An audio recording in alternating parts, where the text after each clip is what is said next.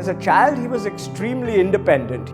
He was also always up to mischief. He ran off once when he was 3 years old to buy my mother a lipstick for her birthday.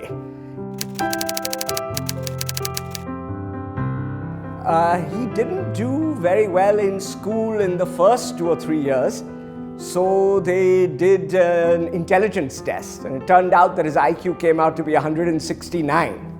And once he discovered he was intelligent, he started doing very well in school. In one of the dinner in a multinational company in the headquarters in US, everybody was asking many questions. He was able to handle single-handedly. 15 Americans sitting there, and he's able to overcome them in terms of the knowledge of United States, the history, the economy, etc. He comes across as a very down-to-earth person. He's very approachable. People really made me feel as if Mr. Godrej was like a Gabbar Singh, having Hunter in his hand. And when I started interacting with him, he was altogether a very different person. About a couple of years ago, he was stopped by the security guards at the gate because he didn't have his ID card with him. And RD felt very happy that this guy was actually doing his job, and RD began negotiating with the guy to please let him in. When you're traveling with him, he will always carry his own bags, irrespective of whether there is someone to pick him up and assist him and all of that. We had a Chinese delegation, and the bearers were not enough for us. Mr. Godrej took a tray and went around helping. I felt so bad. Then I got out of my seat. I said, Mr. Godrej, I'll do the needful. There was this music concert going on, and we were actually one of the sponsors. It was the monsoons, it was raining, and we were standing in line. I was like, Dad, we could probably go front. And he was like, no, I'm happy waiting my turn. So he's not Mr. Godrej, he's Adi. When I first joined him as a secretary, in those days the highway was very lonely after dark. There was some urgent letter to go out. It was late by the time he finished. He asked his driver to drive behind me right up to Sion. But I was really taken up with that. When he calls me on his cell phone, invariably the first thing which he would ask is, can we speak now? We had gone to Hong Kong. There was a meeting at 3 o'clock. It was already 1:30. We had to have lunch, and we went to the restaurant in the place where the sessions were taking up. And it was a pure non-veg restaurant. Nothing else was available. So knowing that I am a pure vegetarian, on his own he said, we won't have lunch here. We'll go out somewhere. I know a good Italian joint where you can have good pizza. And we went out in search of that place. And we spent almost about 20 minutes to get to that place. He doesn't like to keep people waiting. In case for any reason the meeting goes on, he'll come out from the meeting and he'll tell the person, I'm so sorry, this meeting is going to take a little bit more time. एक दफ़े एक गाड़ी वाला आया side में और लग गया। मैं उतरने चला तो सेठ बोले तुम मत उतरो। वो खुद उतरे और सामने वाला कुछ बोले, उससे पहले उसको बोलते हैं अपना कार्ड दिए, बोले तुम्हारे गाड़ी में जो भी रिपेयरिंग होगा वो रिपेयर करके कंपनी में बिल भेज देना। तो आगे बात बढ़ने नहीं दिए। जो अंग्रेजी में बोलते हैं जेंटलमैन, तो एकदम वो जेंटलमैन है। He loves to work. He comes to work on Saturdays, as everybody knows, and probably is the most hard-working manager in the company.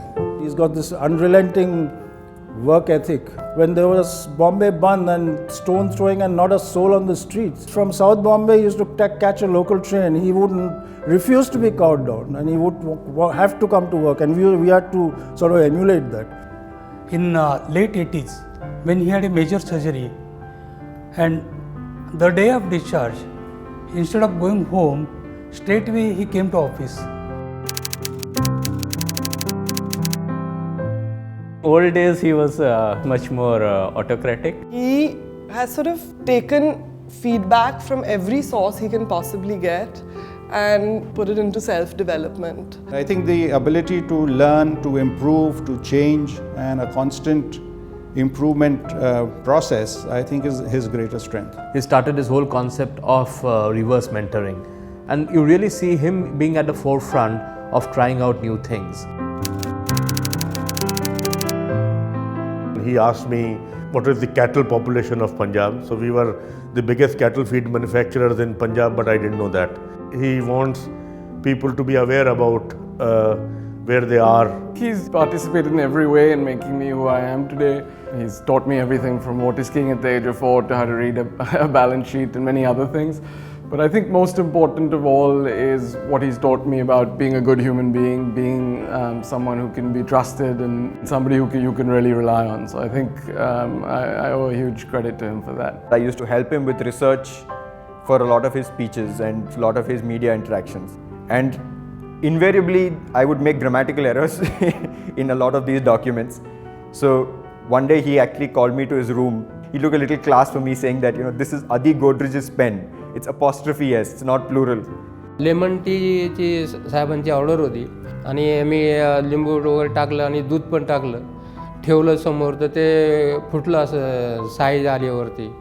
तर त्यांनी सांगितलं की जर लिंबू टाकलं असेल तर त्याच्यात दूध कधी टाकायचं नाही, ते फाटतं. आणि एवढं करूनही मी नंतर थँक्यू बोलले, चहा वगैरे नंतर दुसरं आणून दिल्यानंतर. तेव्हापासून जरा थोडं मग घाबरणं, भीती कमी झाली त्यांच्याकडे. He is the ultimate lighthouse of what Godrej stands for in terms of values, in terms of personal commitment, ethics, responsibility, drive, ambition and accomplishments. Mr. Godrej has never cringed that we should worry about the business setback. We should adopt the ethics of the business. When the oil prices are high, a lot of our competitors would sacrifice product quality. But in Godrej, he is very, very firm that at no cost will we compromise with any consumer experience on any of the products. Whatever Adi does, he does it complete and thoroughly. So there are no half measures where Adi is concerned. हाऊसकीपिंगला त्यांनी युनियनने काम करू दिलं नाही. असे एक दिवस गेला, दुसऱ्या दिवशी आमचे सेट स्वतः त्यांनी हातात झाडू घेतला. त्यांच्या हातातली झाडू घेण्याकरता मी स्वतः गेलो. मला म्हणाले नाही, तुम्हाला युनियनने जो आदेश दिला आहे तोच तुम्ही पाळायचा. माझी कंपनी इथे झाडू मीच मारणार. जवळ एक हप्ता त्यांनी स्वतः ते झाडू मारली, पण आमच्या हातात कधी त्यांनी झाडू दिलीच नाही. His time management is the best that anybody could have. He used to visit London to meet all the brokers and traders.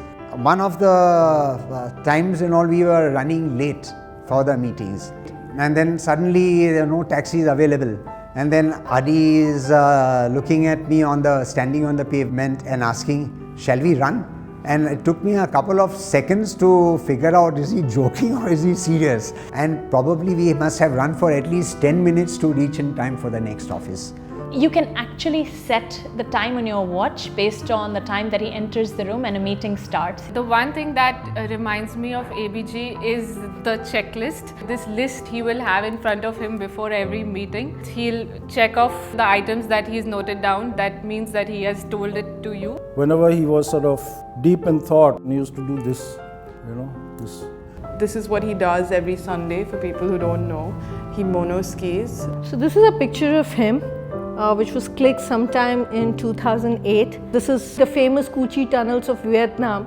It was only Mr. Godrej who showed the risk appetite and the courage to get into these tunnels, and he insisted on getting out on his own without any help. He's been working in this company for almost 50 years. After he took over, the group has grown very, very phenomenally. From the time in the early years when he used to say, yes, I can, today the organization says, yes, we can. इतना बड़ा आदमी होके इतना बड़ा वो हमारे लिए सोचते हैं, तो हमारा कर्तव्य नहीं बनता है कि हम उनके लिए भी सोचें. बोलता है उन्हें फॉरेन में एजुकेशन करने के बाद एज ऑफ 25 में यहाँ आके स्टार्ट किया. इतना साल सर्विस करने के बाद भी आगे भी वो बहुत साल करेंगे दूसरों के लिए. इसके लिए उनको लाइफ टाइम अवार्ड देना ही चाहिए. I do not think this award which you give him honors him. I think he honors the award by receiving it.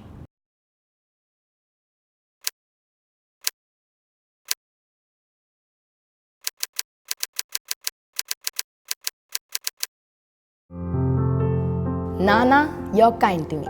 You always laugh and support me. You have a smile. It's very loving. I really love you because you're very caring. When I see your face, I forget my worries. And when I hug you, all my sadness leaves in a hurry. With age comes wisdom, with wisdom wealth. And when I see you, better I've never felt. You taught me how to monoski, and when I do it, I've never felt as free. I would cross the mountains for you, and even circle the earth in a canoe. You are my inspiration, and I am your creation. So Nana, I wish you a happy 70th birthday on this lovely April day.